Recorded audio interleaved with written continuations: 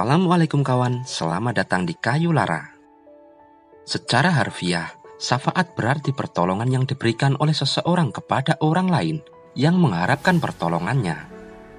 Dalam usaha memberikan suatu manfaat bagi orang lain atau mengelakkan suatu mudarat bagi orang lain. Hal ini sesuai dengan firman Allah dalam surat An-Nisa ayat 85. Barang siapa yang memberikan syafaat yang baik, niscaya ia akan memperoleh bagian pahala daripadanya. Dan barang siapa yang memberi syafaat yang buruk, niscaya ia akan memikul bagian dosa daripadanya. Allah Maha Kuasa atas segala sesuatu. Istilah syafaat terkenal di kalangan ahli kalam. Di dalam ilmu Islam, syafaat berarti pertolongan yang diberikan Nabi Muhammad SAW kepada umatnya di hari kiamat untuk mendapatkan keringanan atau kebebasan dari hukuman Allah Subhanahu wa Ta'ala. Namun syafaat itu hanya akan berhasil apabila Allah Subhanahu wa Ta'ala memberikan dan mengizinkannya. Siapakah yang dapat memberi syafaat di sisi Allah tanpa izinnya? Quran Surah Al-Baqarah ayat 255. Ibnu Qayyim dalam risalahnya menjelaskan tentang syafaat yang dimiliki Rasulullah SAW. Menurutnya, ada 6 jenis syafaat Nabi Muhammad. Pertama, syafaat yang besar. As-Syafa'ah Al-Kubra disebut besar karena hanya Nabi Muhammadlah yang dapat melakukannya. Seluruh Nabi dan Rasul selain beliau tak mampu melakukannya. Hal ini terjadi ketika umat manusia menjelang dihisab dalam pengadilan hari akhir. Keadaan padang mahsyar sangat memberatkan manusia. Tiap orang lantas mendatangi nabi-nabi mereka.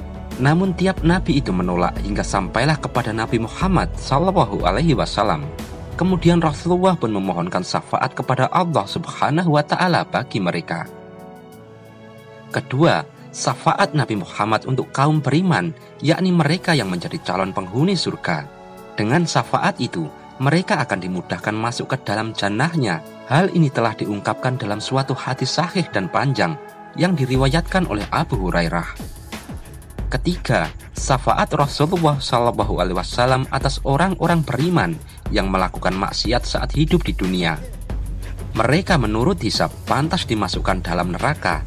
Namun Rasulullah Muhammad SAW kemudian memohonkan syafaat kepada Allah sehingga Zat yang Maha Pengampun mengampuni dosa-dosa mereka. Keempat, syafaat Rasulullah yang diperuntukkan bagi calon penghuni neraka, yaitu orang-orang yang semasa hidupnya mengakui la ilaha illallah, namun mereka itu masuk neraka lantaran dosa-dosa mereka selama di dunia. Kelima, syafaat Nabi Muhammad bagi para penghuni surga. Dengan memohonkan syafaat ini kepada Allah Subhanahu wa Ta'ala, penduduk itu akan meningkat derajatnya di dalam surga.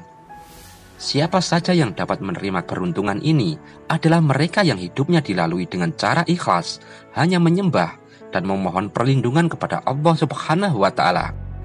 Hal ini sesuai dengan firman Allah dalam surah Al-An'am ayat 51. Peringatkanlah dengannya Al-Quran, itu orang yang takut akan dikumpulkan menghadap Tuhannya pada hari kiamat.